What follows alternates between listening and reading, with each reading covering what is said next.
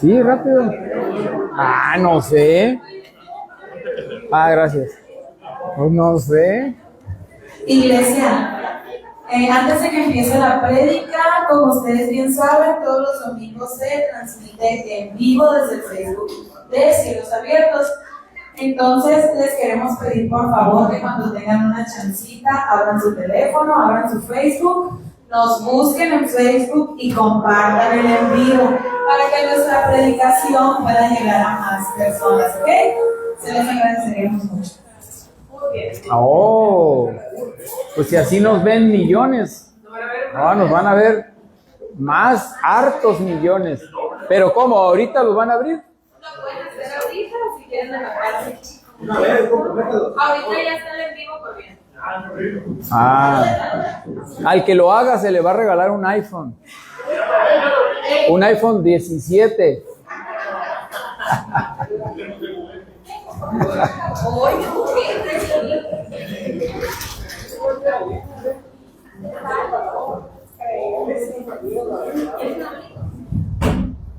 Bueno, ¿ya listos? Bien. Padre bendito, te damos gracias por este tiempo hermoso, mi Dios.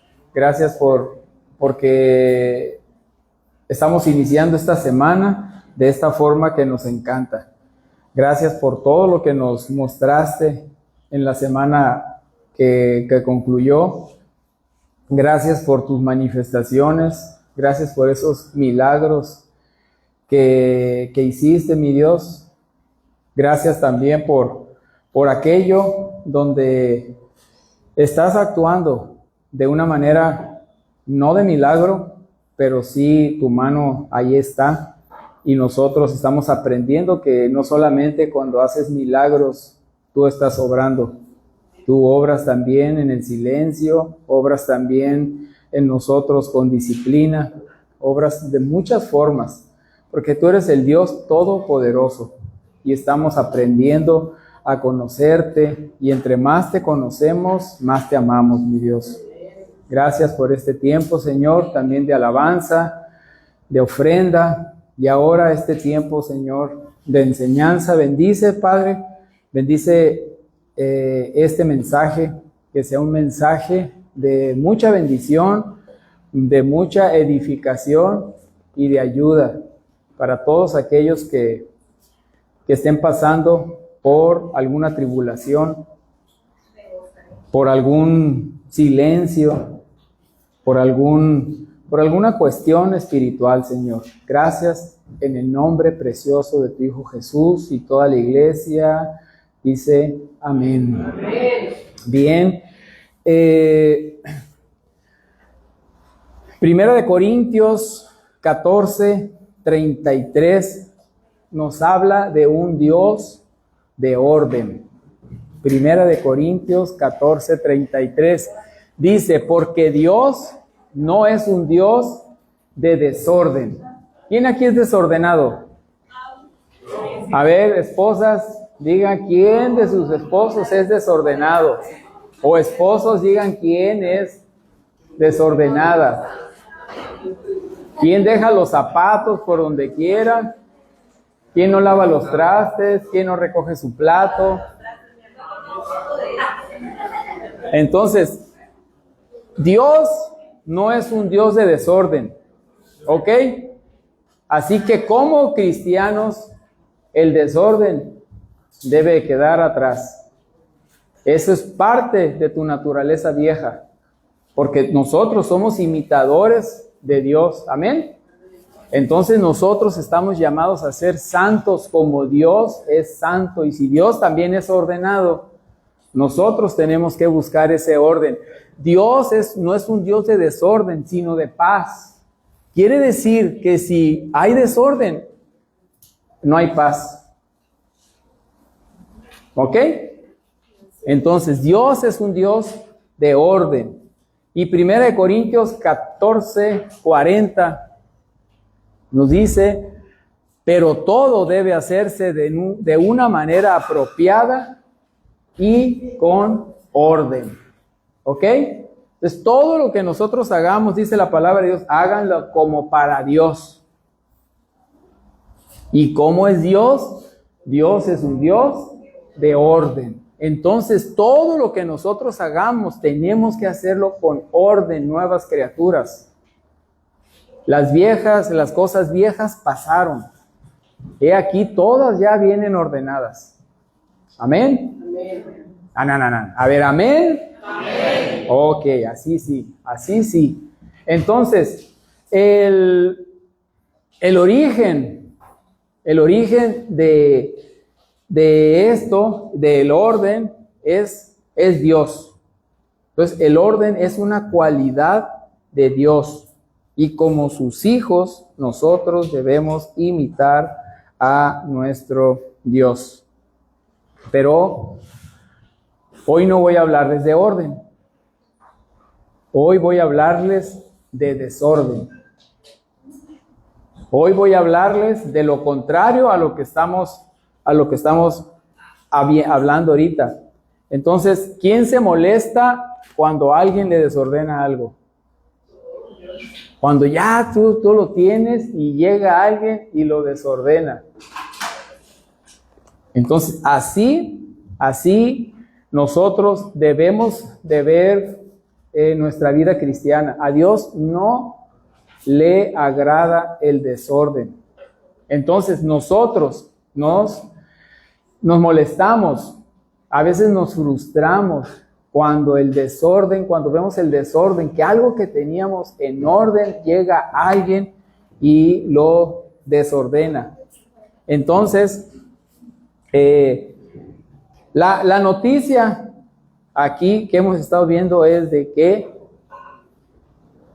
en ocasiones Dios es el que hace un desorden en tu vida.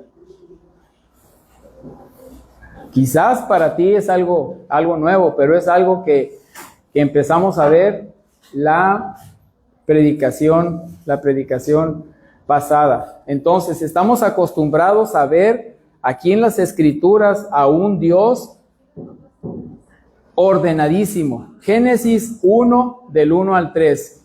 Génesis 1, del 1 al 3, nos dice la Escritura: en el principio Dios creó los cielos y la tierra. La tierra no tenía forma y estaba vacía. Las tinieblas cubrían el abismo y el Espíritu de Dios se movía sobre la faz de la superficie de las aguas. Ahora ponme en la Reina Valera. La tierra estaba desordenada y vacía. Era un desorden y las tinieblas estaban sobre la faz de la tierra y el Espíritu de Dios se movía sobre la faz de las aguas. Y dijo Dios: sea la luz, y se hizo la luz. Amén. Entonces, nosotros estamos acostumbrados a este Dios. Nos gusta este Dios, que sobre las tinieblas Él hace la luz. Que cuando ve un desorden, Él hace un orden. Estamos acostumbrados, si tú ves las galaxias, si ves el orden que tiene todo, si ves el cuerpo humano, si ves las células, si ves una semilla, o sea, tú ves un orden impresionante. Y no podemos llegar a otra conclusión más que detrás de todo esto hay una inteligencia. Todo está matemáticamente calculado. O sea, todo tiene un orden impresionante. Eso es por causa de Dios. El título de esta predicación es la predicación número 517 y el título es Cuando Dios desordena tu vida. Entonces, vamos a salir de aquí con una idea. Vamos a comprender que el amor de Dios, fíjate esta frase tan profunda, el amor de Dios también destruye. Ay, pero ¿cómo? Si tú antes de ver esta prédica, hubieras leído por ahí la frase: El amor de Dios es amor destructor.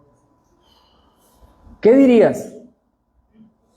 No, no es cierto eso. ¿Quién escribió eso? Es una locura, es una tontería. ¿Cómo el amor de Dios va a destruir? ¿Estás de acuerdo? Pero hemos visto la semana pasada, en la predicación anterior, la 516, vimos, me ponen las imágenes, porfa, que Dios obra así también. En el diluvio, ¿qué hizo el Señor? Destruyó. En el diluvio Dios destruyó lo que Él mismo había hecho. O sea, destruyó su creación, la obra de sus manos, la obra de su corazón, lo que Él alguna vez deseó. Porque aquí está, en Génesis habla de la creación del mundo. Entonces Él soñó un mundo y se dedicó a hacerlo. Y Dios es un Dios increíble de detalles. Dice Emilio, el Tanaj, en unos comentarios, o sea, la Torá, dice que Dios con 10 palabras creó todo, pero pudo haberlo hecho con una. O sea, si ustedes se ponen, y les dejo de tarea con cuáles palabras, y Dios hizo, y Dios hágase, y cada vez que terminaba un día, ¿qué decía el Señor? Esto es bueno. Era bueno, para el Señor era bueno. Ese plan era un plan increíble para Dios. Pero cuando pasan los tiempos y el hombre empieza a manejarse por su libre albedrío, llega esto. Dios sufrió, Dios se arrepintió, dice la Escritura. Se arrepintió de haber hecho aquello. ¿Cómo es posible que Dios, cuando Jesús estaba a su lado y le dijo, hagamos todo a nuestra imagen y semejanza, y que todo era perfecto, cómo es posible que siglos después vemos al Señor destruyendo lo que Él había hecho? O sea, borró todo y volvió a empezar con Noé. Borró todo porque esa es la huella digital de Dios. Dios destruye para volver a edificar algo nuevo, algo que no está funcionando en tu vida. Y de muchas formas va a actuar. No siempre va a destruir. Vemos en la Torre de Babel, que ahí Dios no destruye, pero llega la confusión. Me llamó la atención ahorita el testimonio de Rodrigo, que dice que hay veces que la cabeza se llena de ruido y no sabes qué hacer. Hay confusión, aquí hubo confusión y no se sabía qué hacer hasta que abandonaron la obra. Dios quería que abandonaran esta obra, porque el hombre quería hacer, eso ya lo vimos la semana pasada, el hombre quería hacer su voluntad, no quería esparcirse. Dios le había dicho, espárcete por todo el mundo. Ellos querían estar juntos en un solo lugar, y Dios los confundió. Tú puedes estar levantando torres o tener una torre de Babel.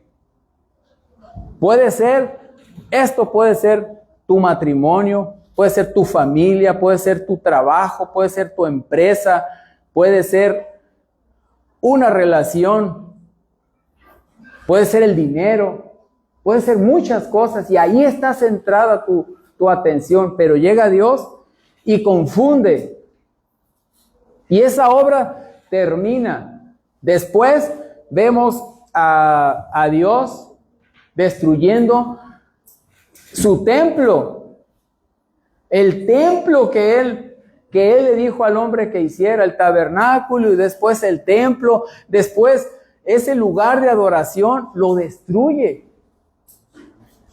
para edificar otra cosa. Destruye la ciudad santa. Después de esto, destruye a su pueblo, lo dispersa. desaparece, se va a la diáspora y vámonos todos. Entonces vemos a Dios, que Dios tiene una huella digital. Es fácil de seguir su rastro. Es fácil decir, esta es obra de Dios. En las Escrituras es fácil, lo difícil es verlo en cada vida de nosotros. Que nosotros entendamos que esta es el patrón divino. Esta es la secuencia divina. Esto es lo que hace Dios en tu vida. Lo hace con tu trabajo. Lo hace con aquello que tú estás edificando, con ese becerro que adoras. Y Dios lo hizo en el pasado y lo hace en el presente. Tú estás en el presente y lo va a hacer en el futuro. Siempre lo va a hacer. Dice Hebreos 1, 10 al 12. Y tú puedes decir, ay, gracias a Dios que ya no vivimos en esos tiempos del Antiguo Testamento. Ay, Señor, gracias. Y yo te pregunto, ¿habrá cambiado Dios sus formas? O sea, nosotros somos del nuevo pacto. Somos criaturas del nuevo pacto. ¿Estás de acuerdo?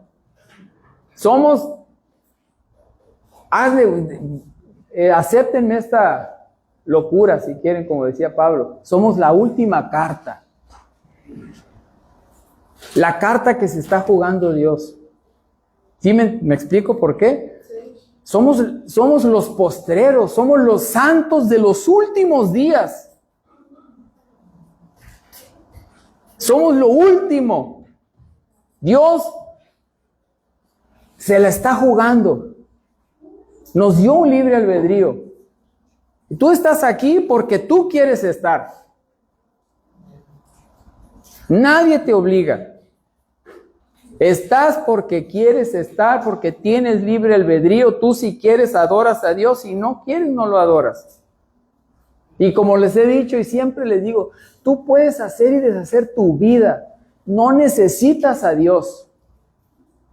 Pero jamás vas a poder llenar un vacío. Ese vacío que solamente lo llena la palabra de Dios. Y no vas a tener vida eterna. Y no vas a tener un montón de añadiduras. Hebreos 1, 10 al 12.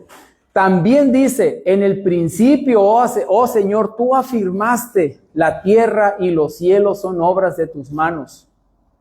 Ellos perecerán, pero tú permaneces para siempre. Todos ellos se desgastarán como un vestido. Los doblarás como un manto y cambiarán como ropa que se muda. Pero tú eres siempre el mismo. Dios no va a cambiar. Dios es el mismo, dice Hebreos 13:8. Dios es el mismo ayer, hoy y siempre. El Dios del Antiguo Testamento es el mismo de ahorita. Dios es eterno.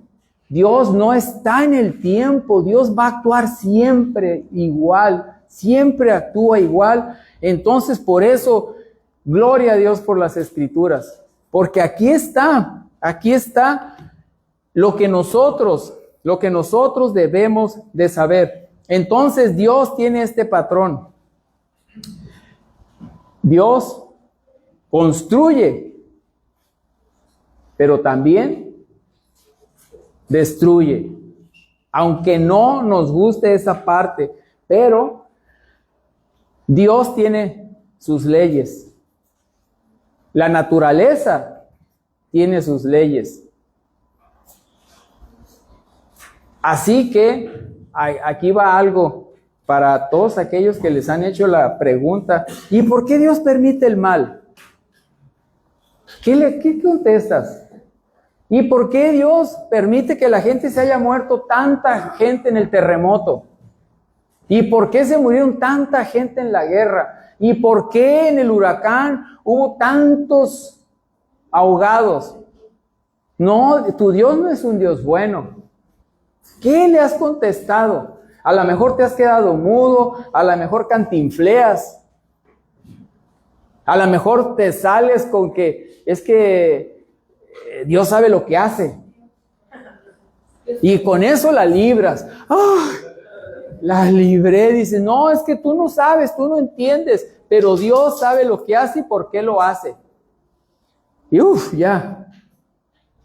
Pero al otro no lo convenciste.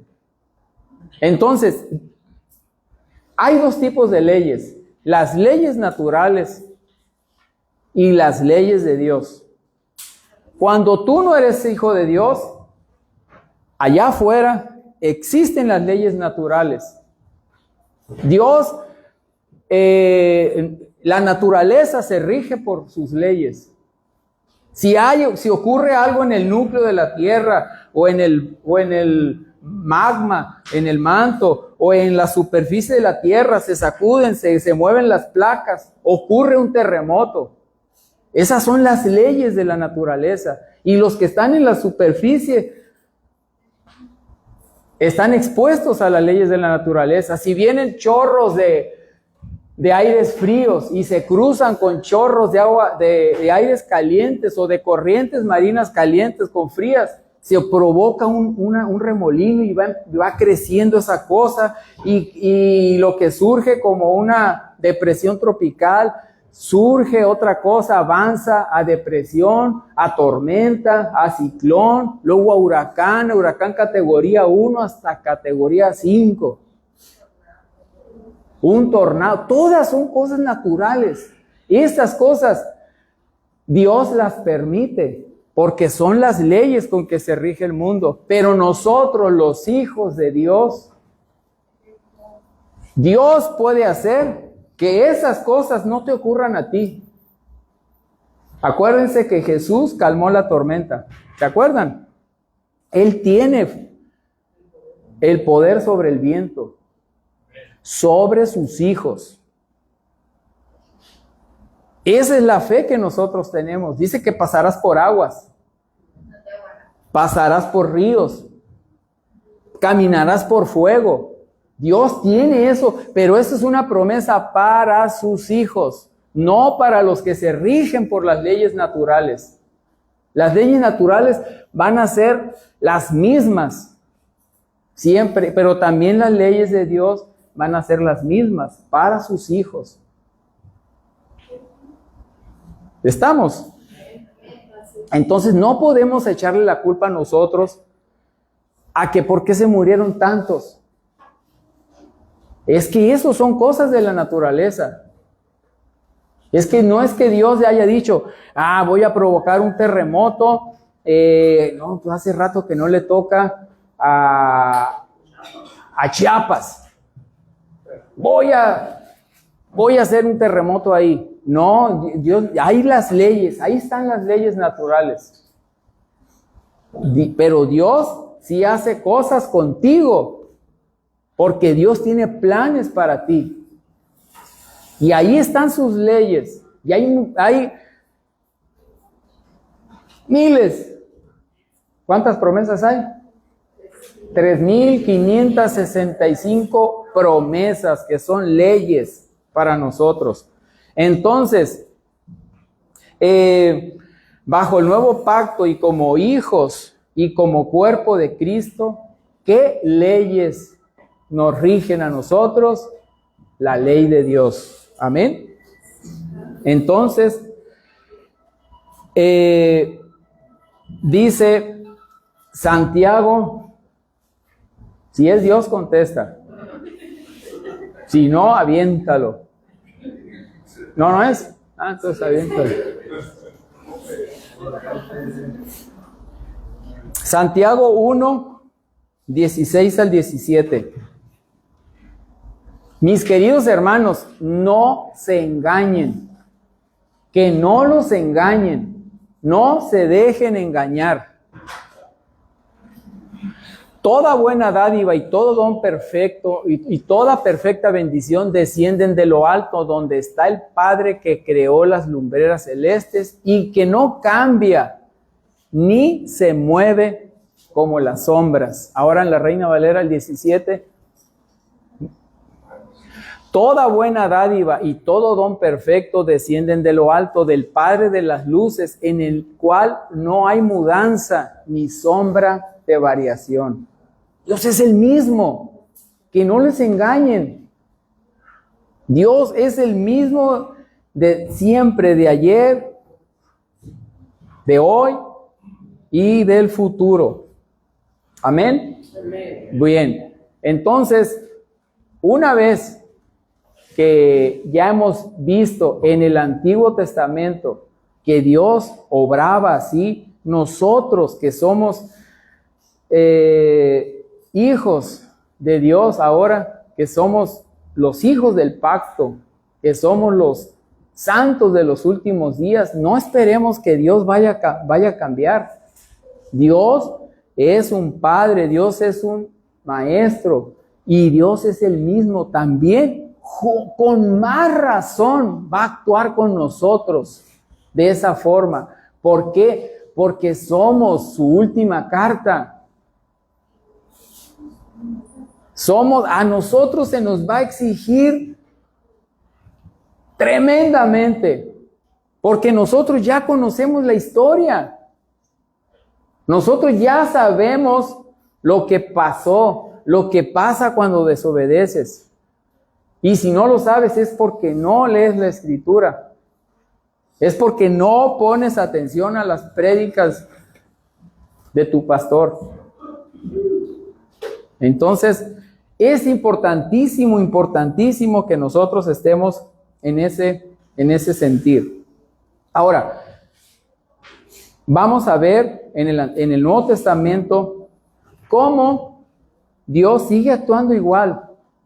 Por ejemplo, a Pablo. ¿A Pablo qué le sucedió? Acuérdate, ¿qué destruyó en Pablo el Señor?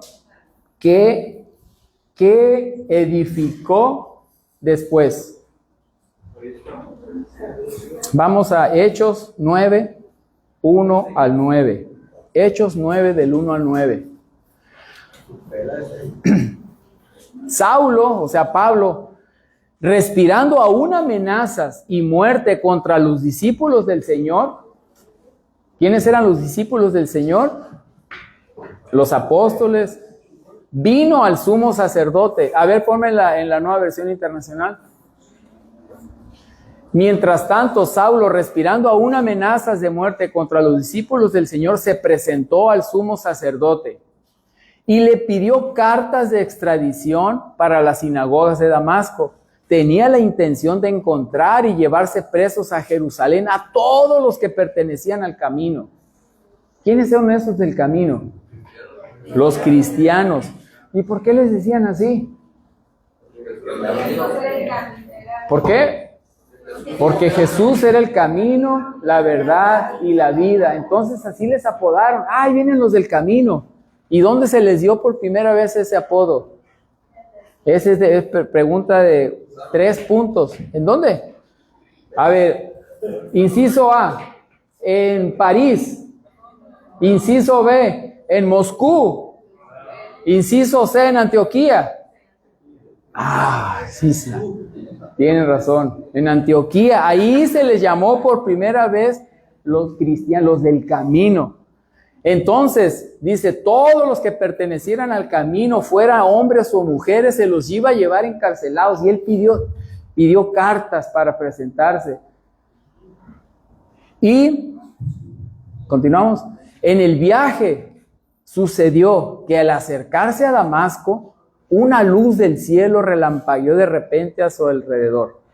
Aquí ya sabemos que Pablo había presenciado la muerte del primer mártir, Esteban, exacto.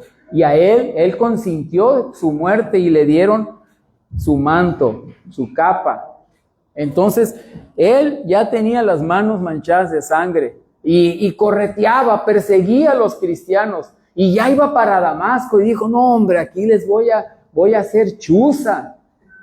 En Damasco, porque ahí es un centro comercial y ahí es un hervidero de cristianos.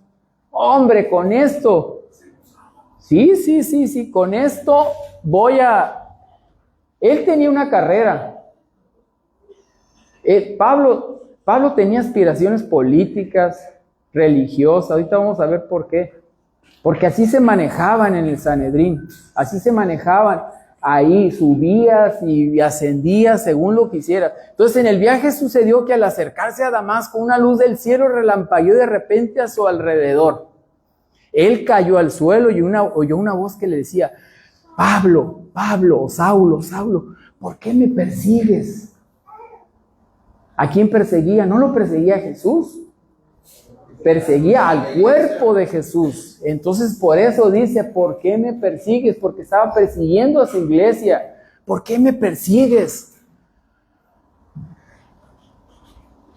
¿Quién eres, Señor? Preguntó. Yo soy Jesús a quien tú persigues, contestó la voz. Imagínense el ruido que había en la cabeza de Pablo. Levántate y entra en la ciudad, que allí se te dirá lo que tienes que hacer. Los hombres que viajaban con Saulo se detuvieron atónitos porque oían la voz, pero no veían a nadie. Saulo se levantó del suelo, pero cuando abrió los ojos no podía ver. Así que lo tomaron de la mano y lo llevaron a Damasco. Aquel hombre que iba orgullosísimo, orgulloso, así iba con un caballo. Imagínate el caballo que llevaba. No, hombre, sudaba, decía: no, hombre, con esto me van a poner con decoraciones, con esto no, porque él creía en lo que hacía. Él creía, había un fuego extraño en su ser que le hacía creer que lo que estaba haciendo era bueno, hasta que se le aparece Jesús. Saulo se levantó, pero quedó ciego, y se lo llevaron a Damasco. Entonces ese hombre que iba tan orgulloso, ahora va de la mano. ¿Te imaginas? ¿Te imaginas cómo entró aquel hombre? Y así lo llevaron como a un anciano y lo metieron a esa ciudad. Estuvo ciego 3 días sin comer y sin beber nada. Entonces ahí ocurrió algo que le cambió la vida, que le destruyó la vida, le destruyó los planes. Sus planes, los planes que él tenía, se los destruyó el Señor. ¿Qué te dice a ti? ¿Qué te dice esta palabra para tu vida? Gálatas 1, del 11 al 14. Aquí ya Pablo ya habían pasado 17 años de la escena de ahorita de Damasco. 17, más o menos 18, 19. Bueno, dice, y les está escribiendo a los Gálatas: quiero que sepan, hermanos, que las buenas noticias que yo predico no es invención humana. Bueno, ya saben lo que siguió en la escena, ¿no? Lo llevó con un profeta, Ananías, y le puso las manos, y que cayeron como escamas de sus ojos, y recobró la vista. ¿Ok? Entonces, ya aquí ya está escribiendo, ya él está plantando iglesias. Quiero que sepan, hermanos, que las buenas noticias que yo predico no es invención humana. No lo recibí ni lo aprendí de ningún ser humano, sino que me llegó por revelación de Jesucristo. Ustedes ya están enterados de mi conducta cuando pertenecía al judaísmo. Ojo aquí, de la furia con que perseguía a la iglesia de Dios, tratando de destruirla. En la práctica del judaísmo, yo aventajaba a muchos de mis contemporáneos. O sea, había competencia, o sea, él tenía una carrera como un militar. En el fariseísmo esto era lo más común. Entonces él tenía planes y En el judaísmo yo aventajaba a muchos de mis contemporáneos en mi celo exagerado por las tradiciones de mis antepasados. Hasta ahí. Y nos vamos proseguimos del 15 al 19. Sin embargo, Dios me había apartado desde el vientre de mi madre y me llevó por su gracia. Y cuando Él tuvo a bien revelarme a su Hijo para que yo lo predicara entre los no judíos, ¿en dónde fue? En Damasco, en camino a Damasco. Dice, ya no consulté con nadie. O sea, Dios le da la revelación, le dice, ¿por qué me persigues? Y dice, yo ya no consulté con nadie. Él estaba harto de las tradiciones. ¿A quién le iba a preguntar? Entonces, ¿qué hace Pablo? Luego consultamos y luego dice, tampoco subí a Jerusalén para ver a los que eran apóstoles en aquel entonces, antes que yo, sino que fui de inmediato a Arabia, de donde luego regresé a Damasco. O sea, de ahí, de esa parte, se fue a Arabia. ¿Cuánto tiempo? Después de 3 años. Después de 3 años subí a Jerusalén. ¿Cuántos años después? 3. Y subí a Jerusalén para visitar a Cefas, a Pedro, y me quedé con él 15 días. O sea, después de 3 años se fue él al desierto. Así como el testimonio de Rodrigo dice, me fui al monte, me fui a platicar, me fui a encerrar, porque Dios ama el silencio. Dios, vas a ver a Dios ahí. Te sales del ruido y ¿qué tienes que hacer? Ir y clamar a Dios. Clamar a Dios, porque Dios que ve en lo secreto te recompensará en público y darás testimonio. Amén. Recurrió a la iglesia. Y la iglesia es poderosísima. Poderosa, poderosa. ¿Por qué me persigues? Porque perseguía a la iglesia. Poderosa es la iglesia. Y dice, después de 3 años subí a Jerusalén para visitar a Pedro y me quedé con él 15 días. ¿Qué platicaron? No hay rastro. No vi a ningún otro de los apóstoles, solo vi a Santiago, el hermano del Señor. Y después de esto, vamos a Gálatas 2:1. Gálatas 2:1. 14 años después, quiero que me pongan atención aquí. Las cosas no fueron inmediatas. Ustedes leen ahí, se quedó cieguito el pobre de Pablo. Y luego siguen leyendo y termina Hechos y empieza Romanos. Pues mira, ya plantó una iglesia. No. Llevamos 3 años, ¿verdad? En Arabia. Luego regresa y luego dice 14 años después subí de nuevo a Jerusalén. ¿A quién había visto en Jerusalén? A Pedro y a Santiago. Pero después de 14 años, ¿y qué hizo en ese tiempo? Esta vez con Bernabé llevé también a Tito. Bernabé fue el que lo presentó ante los apóstoles. Y ellos decían, pero este es el que nos perseguía, es el que perseguía. Entonces, todo esto, no ya hasta ahí, todo esto es para que entendamos que cuando Dios ve que tú estás haciendo algo mal, a los hijos de Dios,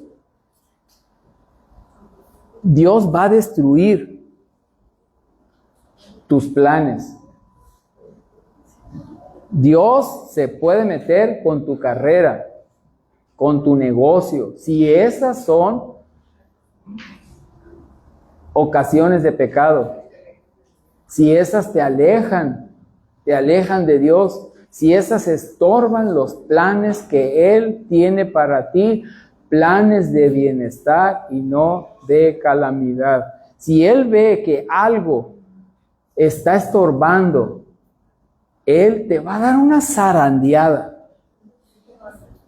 Él va a desordenar tu orden, entre comillas. Según tú tienes tu orden, tu vida en orden. Pues ves tu chequera, dices, mira, pues gano bien.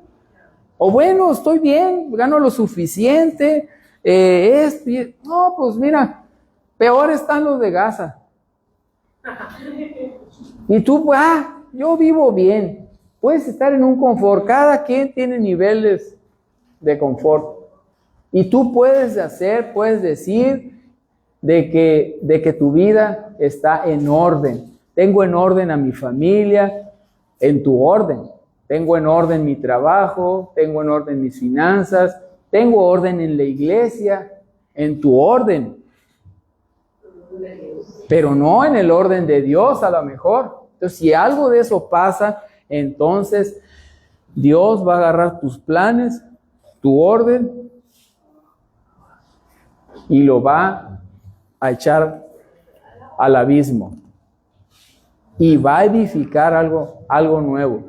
Y aquí nos damos cuenta de que Pablo, después del llamado, pasaron 17 años para que él empezara ya la obra, que empezara a hablarle a los gentiles ya como un apóstol, ya aprobado por los discípulos, ya le dieron el visto bueno. ¿Ok? Ay. Esto es historia, pero es tu historia. Es tu historia. Esto es lo mismo nos va a pasar a nosotros porque somos hijos de Dios. ¿Qué similitud tiene Moisés con Pablo? Moisés, Dios lo manda al desierto, ¿cuántos años? 40 años.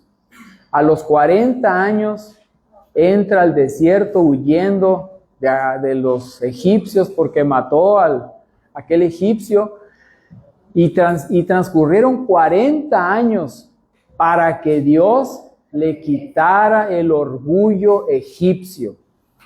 En una predicación yo les comentaba que Moisés era como un semidios, porque era parte de la familia real, de los más poderosos del mundo. Entonces era un príncipe, y tenía 40 años de vivir como príncipe. Todo lo tenía. Se lo lleva Dios al desierto, y a los 80 años empieza la obra y se le aparece Dios en la zarza. Así que te quieres esperar tanto, quieres que tu desierto dure tanto tiempo, tienes que olvidarte de tu Babel.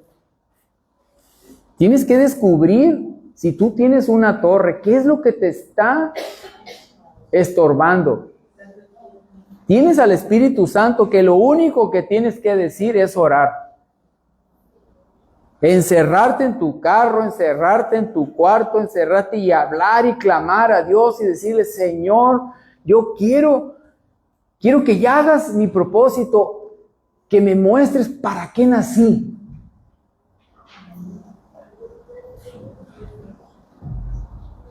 Pablo, Dios tardó 17 años en quitarle el orgullo judío. Era lo máximo para él. Soy judío, soy de los más chichos en conocimiento, pocos hay como yo. Tenía una carrera muy prometedora. Y él, con ese orgullo que tenía, Dios lo deja ciego y después le quita eso como para que viera su poder. Y después de 17 años empieza la obra. No quiero que te tardes tanto. ¿Quieres durar 17 años tú empantanado, atascado en el desierto, en un bocho ponchado. O sea, nosotros tenemos que reaccionar y decir, Señor, yo quiero ser útil, yo quiero que me reveles lo que yo tengo que hacer, lo que tengo que hacer, lo que tengo que hacer. A los apóstoles Jesús, Dios, echó afuera sus oficios. Eran 4 pescadores y un recaudador de impuestos. Los otros no sabemos qué eran. Pero era un recaudador de impuestos. ¿Quién era el recaudador de impuestos? Mateo. Era lo que se le llamaba un publicano.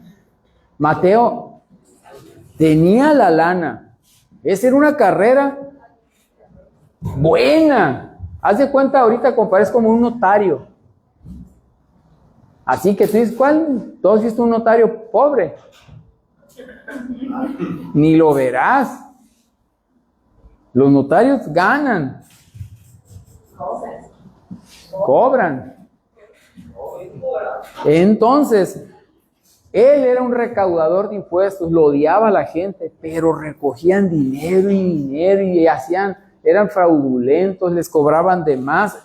Esa es la historia de un publicano, de un recaudador de impuestos. Entonces, eso era Mateo. Y Jesús le dijo, sígueme. Y él lo siguió, le frustró sus planes.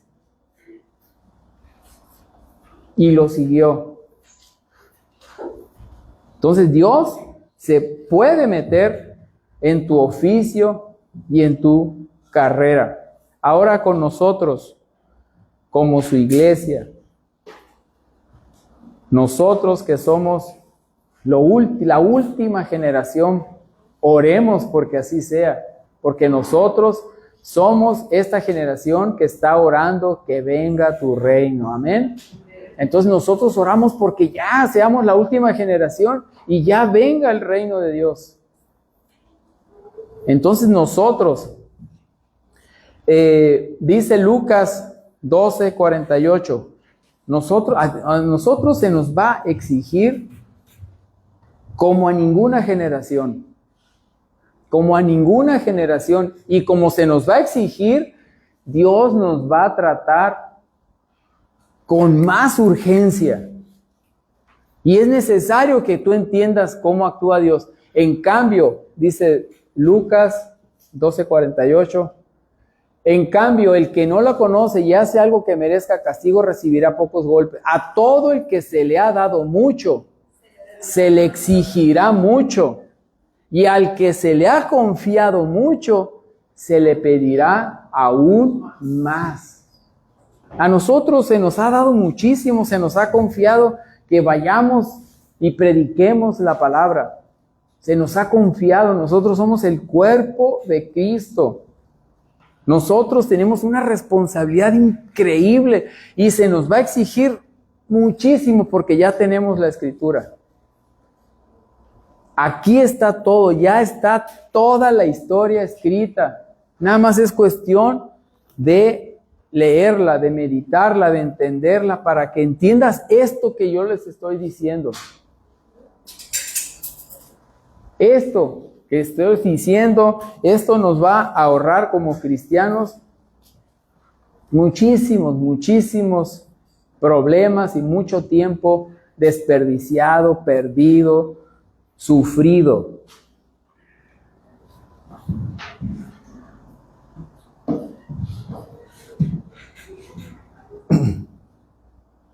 Primera Reyes 19, 11 al 12, pero todavía no me lo pongas.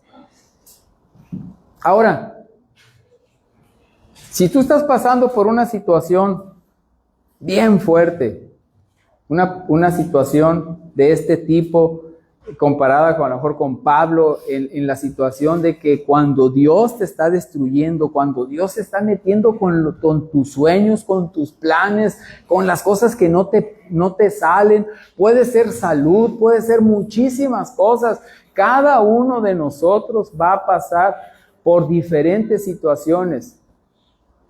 No es la misma situación para todos, pero en todos como hijos de Dios estamos en sus manos. Estamos en sus planes. Dios sacude y desordena lo que jamás tú soltarías por tu propia voluntad. Hay cosas que tú no las vas a soltar nunca, nunca las soltarás, a menos que Dios te las arrebate. Si no, no las suelta. Dios conoce tu corazón y sabe a qué estás aferrado. Hay áreas de nuestra vida que solo cambiarán cuando Dios entre en esas áreas. Cuando Dios te quite, van a cambiar. Si no, no van a cambiar. Dios te conoce, tú te conoces. Te conoces perfectamente, sabes de qué pata cojeas. Y Dios lo conoce más. Hay ídolos y torres que amas con un amor impresionante. Y no los vas a dejar hasta que Dios las sacuda con violencia. Con un amor destructor. Porque Dios va a destruir por amor todo aquello que te está estorbando.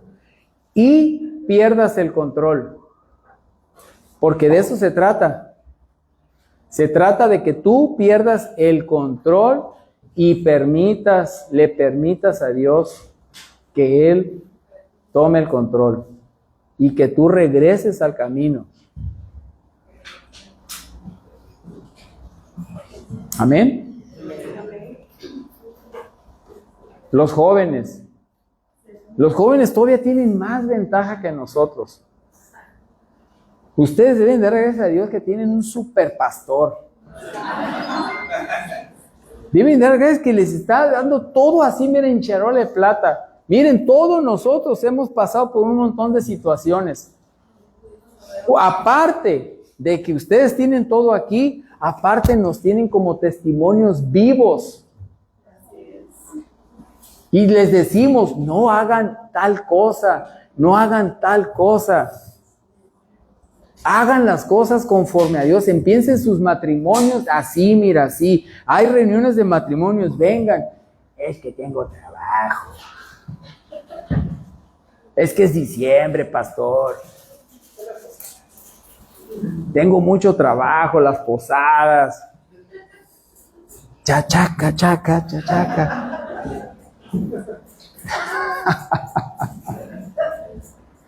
Lo tenía que hacer. No. Entonces, jóvenes, en serio, de veras, ustedes son bien afortunados. Porque tienen todo. Si a nosotros se nos va a exigir, a ustedes con más razón. No se equivoquen. No se equivoquen. ¿Para qué quieren ser zarandeados? ¿Qué necesidad tienen de ser zarandeados? No, déjame vivir mi vida. Sí, ¿quieres vivir tu vida? Ándale. Vas a vivir la vida de millones de gentes, de generaciones y generaciones que han hecho la misma barbaridad que quieres hacer tú. Pues sí, pues déjame aprender. Qué tontera. Qué tontería llegar a Dios todos golpeados, todos mayugados, todos ponchados. Cuando nosotros los dejamos en una autopista, preciosa la autopista. Miren, plebes, lo único que tienen que hacer es nada más acelerar y frena, acelera y frena. Te paras en el Oxxo cuando quieras, la carta está abierta, tú nomás pide y compra. Y sigues, a gusto. Después va a llegar tu ayuda idónea. Y la vas a subir a tu carro y vas a seguir nomás acelera y frena, disfrutando del paisaje, a gusto. Si llueve, todo vas en un buen carro, todo a gusto. Ah, no, pero se quieren ir por la terracería. Deja tú la libre, por la terracería se quieren ir. Sin extra. Sin extra, con el tanque apenita rayando el cuarto. Sin aire acondicionado, un calorón, sin dinero. Pero ahí quieren ir. ¿Sí? Sin Dios. Entonces, no hagan eso. Dios te sacude no para destruir tu vida, sino para destruir lo que destruye tu vida. Amén. Dios te zarandea, te sacude violentamente, no para destruir tu vida. No confundas, sino para destruir lo que está destruyendo tu vida. Esa vida en abundancia que Dios te prometió y que tú estás esperando, estás yendo a la iglesia y todo, pero no ves esa vida en abundancia. Pues, ¿a qué horas llega la vida en abundancia? Pues sí, pero es que tú tienes tus propios planes, estás aferrado a tu torre de Babel, estás aferrado a eso. Tienes que sacudirte eso y confiarle tus planes a Dios, porque esos son los mejores planes. Dios puede destruir y va a destruir lo que tú construiste sin Él. ¿Para qué? Para edificar algo juntos. ¿Amén? Amén.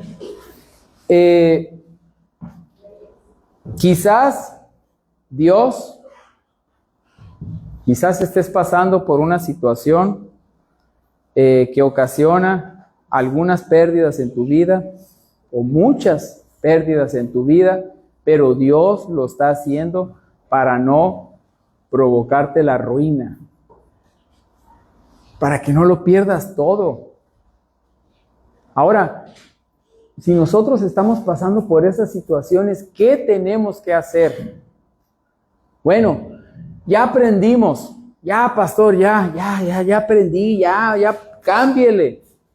Ya aprendí que Dios tiene una forma de actuar que siempre va a ser la misma. Dios me va a destruir algo que yo no estoy haciendo bien. Dios va a destruir mi torre de Babel y me va a doler. Pero ¿qué tengo que hacer cuando esté pasando en esa situación? Ahorita estoy pasando por esa situación. ¿Qué tengo que hacer?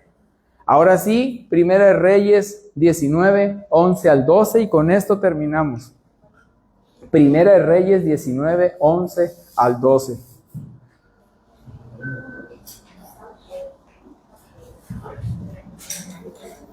Aquí vemos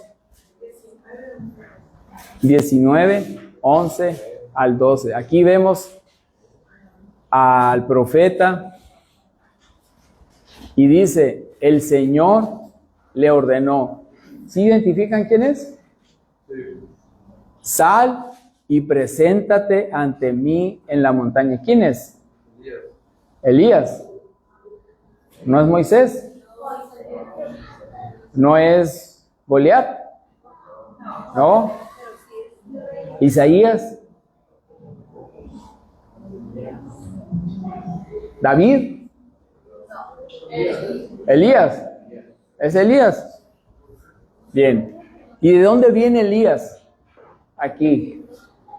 Viene huyendo. Ah, ya estás viendo ahí. Bueno, diles de quién huye.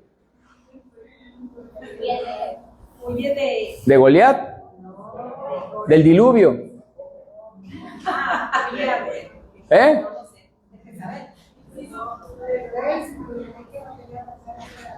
Huye del rey. Acuérdense que había luchado él contra ¿cuántos? Es una historia fabulosa. Él venía huyendo porque lo venía huyendo lo venía persiguiendo una reina y el rey, tremendos. La reina era malísima, mala entre las malas. Y él, después de haber presenciado la gloria de Dios, que retó a profetas, ¿a cuántos? Y retó a 400 profetas. Y los destruyeron a todos, ¿se acuerdan? Bueno, pues él venía de ver todo eso. Entonces venía huyendo, iba corriendo, iba caminando, iba hacia el monte Sinaí y allá, y duró todo ese tiempo, 40 días. Y dice, el Señor le ordenó. Y se metió en una hendidura de la roca. Y ahí estaba. Y le dijo, sal y preséntate ante mí en la montaña, porque estoy a punto de pasar por allí. Mientras estaba allí, el Señor pasó y vino un viento recio. Este eres tú. Estos somos nosotros. El Señor pasó y vino un viento recio tan violento que partió las montañas. ¿Producto de quién es eso? ¿Quién lo mandó? Dios. Le dice, el Señor le ordenó, sal y preséntate ante mí en la montaña porque estoy a punto de pasar por allí. Yo voy a pasar por allí. Yo voy a estar en tu vida. Mientras estaba allí, el Señor pasó y vino un viento recio, tan violento que partió las montañas. Imagínate, y ahí estaba viendo todo eso y destrozó las rocas. Pero el Señor no estaba en el viento. Puedes estar pasando por unos problemas tremendos, pero el Señor no está ahí, no lo va. Hay mucho ruido. No te concentres en el ruido.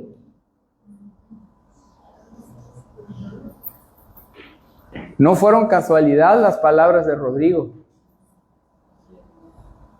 El ruido te va a ensordecer, te va a distraer.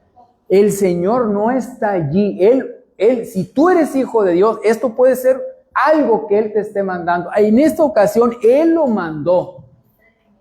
Él lo mandó porque es su hijo, porque Dios lo ha probado, porque ha visto milagros. Tú has visto milagros de Dios. Él venía de ver un milagro impresionante, de los milagros que más para mí me impresiona. Ese valor de decirle a ver, que encienda su altar. Y burlarse de ellos por esa seguridad que tenía en Dios. De estar borrachos sus dioses. O sea, qué valor. Entonces, este hombre, esto a nosotros nos pasa. Vemos maravillas de Dios. Aquí cada 8 días el Señor pone a personas que Dios ha obrado en sus vidas. Y nosotros estamos ahí diciendo, wow.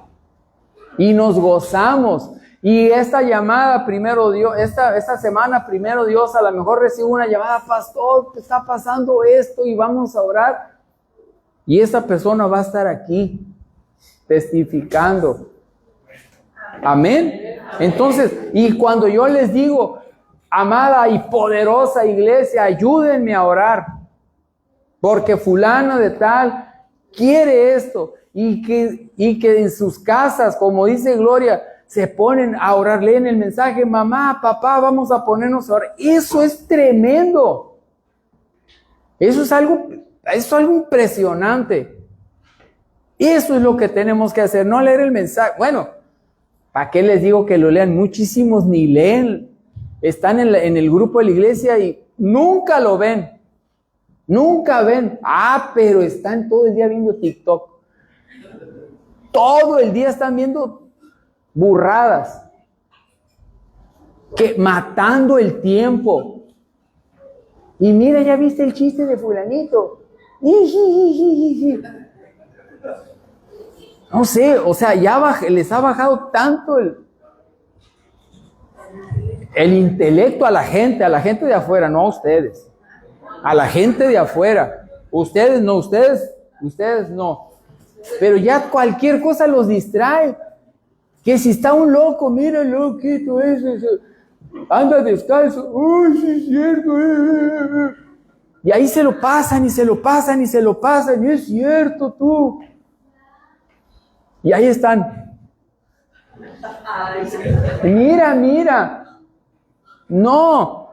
Entonces, y vino un viento tan recio, tan violento que partió las montañas y destrozó las rocas. Pero el Señor no estaba en el viento. Después del viento hubo un terremoto. Pero el Señor tampoco estaba en el terremoto. Pasarás por aguas. Y no te ahogarás, pasarás por ríos. Y pasarás por fuego. Y no te quemarás. Porque yo estaré contigo. Y después del viento hubo un terremoto, pero el Señor no estaba en el terremoto. Continuamos. Tras el terremoto vino un fuego.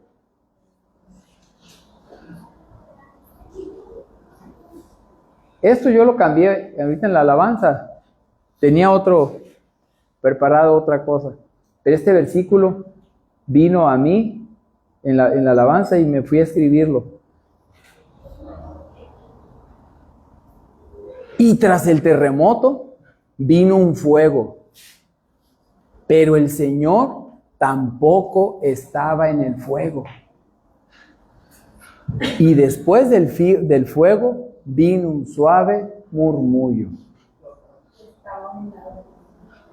Amén. Amén. ¿Dios dónde estaba? Dios estaba en el murmullo. Y después del fuego vino un suave murmullo. Por eso, cuando veas que está pasando vientos, terremotos, fuegos en tu vida, lo que tienes que hacer es ir y enciérrate en tu carro. Cierra los vidrios de tu bicicleta. Enciérrate en tu cuarto. Y ora a tu Padre que está en lo secreto. Ora, platica, clama. Clama a mí y yo te responderé, dice el Señor. Y te enseñaré cosas grandes y ocultas que tú no conocías, que tú no conoces. Pero todo eso Dios lo hace porque si no te manda un viento, si no ves que se destrozan las montañas a tu alrededor, si no ves que la tierra tiembla, si no ves que hay fuego a tu alrededor, nunca vas a cambiar. Vas a seguir en las mismas. Esto lo hace Dios por amor. A Dios lo vas a encontrar en el desierto. A Dios lo vas a encontrar en el silencio, en esos desiertos que te pasan. Después de la tempestad viene la calma. Ahí es lo que tú tienes que buscar. Ahí vas a encontrar en esos problemas por los que estás pasando. Amén. Aíslate. Y ora. Platica con Dios. Tienes al Espíritu Santo, ¿qué es lo que tengo que hacer? Somos la última generación, somos los santos de los últimos días, hermanos. Y nosotros sabemos qué hacer. El Señor no está en el viento, ni en el terremoto, ni en el fuego, sino en la quietud. Dios quiere que tú experimentes eso, que llegues a ese grado de decir, Señor, me rindo,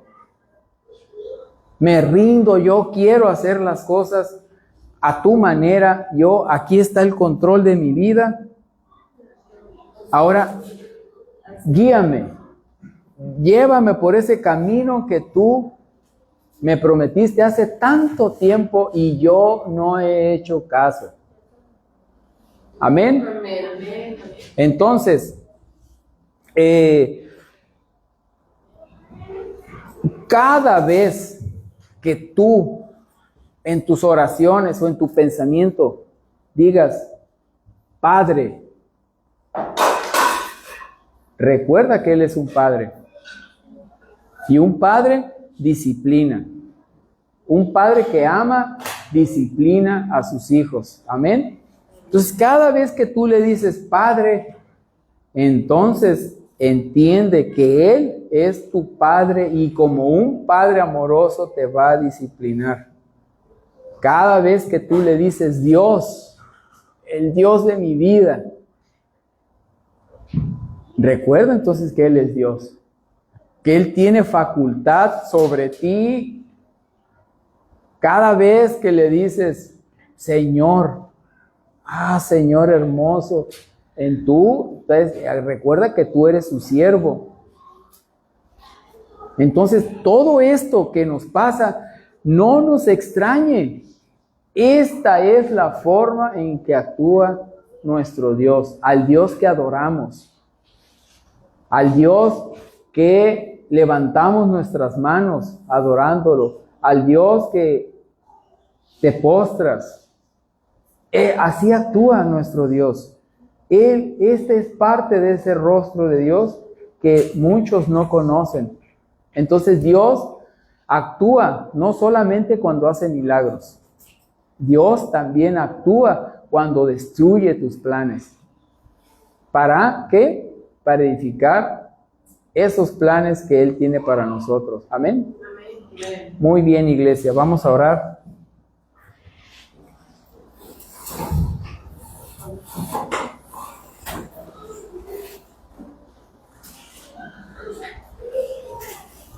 Ahora, cada quien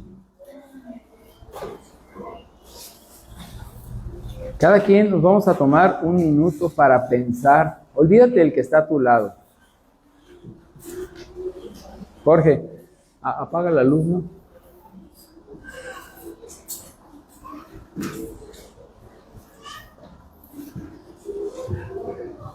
Concéntrate en el eterno. Imagínate que estás en esa hendidura de la roca y sabes por los problemas por los que estás pasando, por ese viento, por ese terremoto, por ese fuego.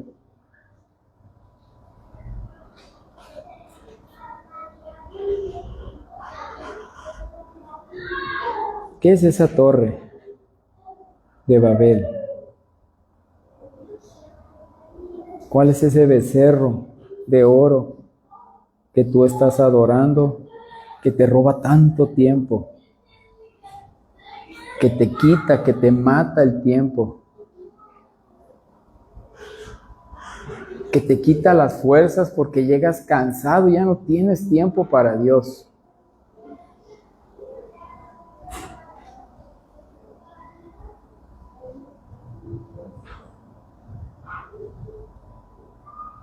Ahora piensa, ¿qué vas a hacer?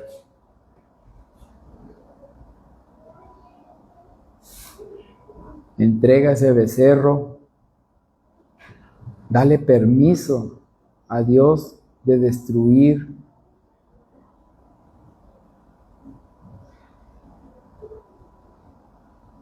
esa torre. Aunque Dios lo va a hacer.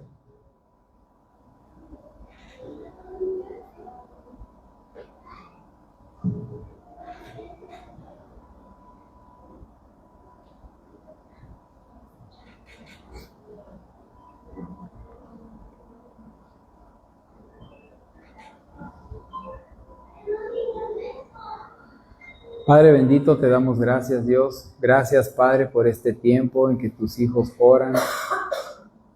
Gracias, Dios, por esta palabra, Padre, que es oportuna para tus hijos, porque todo lo acomodaste para esta hora, Señor.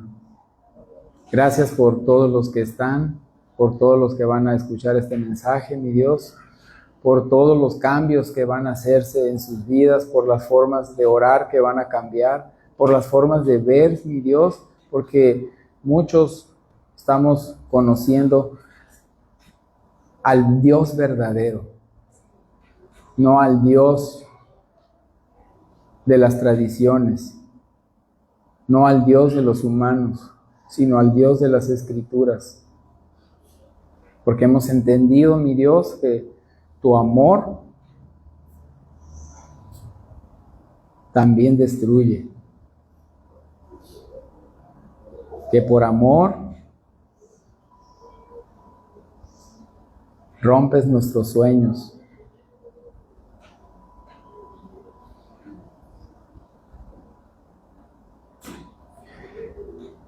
Gracias, Dios mío, por este tiempo tan hermoso. Bendice, mi Dios, a todos aquellos que han escuchado esta palabra, Señor. Que esta palabra penetre hasta el tuétano de los huesos, mi Señor. Bendice, Padre, todo lo que vamos a hacer esta semana, Señor. Bendice, Señor, a cada uno de tus hijos, todos aquellos que ponen sus planes ante ti, mi Dios.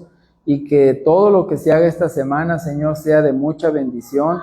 Que bendigas tú, mi Dios, la entrada y la salida de cada uno en su casa, Señor. Bendícenos cuando estemos en el trabajo, cuando estemos en el ocio, mi Dios, cuando estemos en nuestra camita durmiendo durante las noches, mi Dios.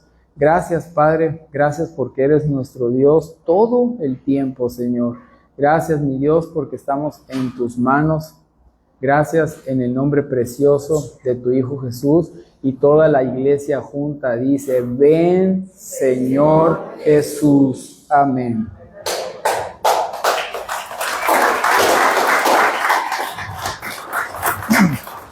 Muy bien, pues a disfrutar de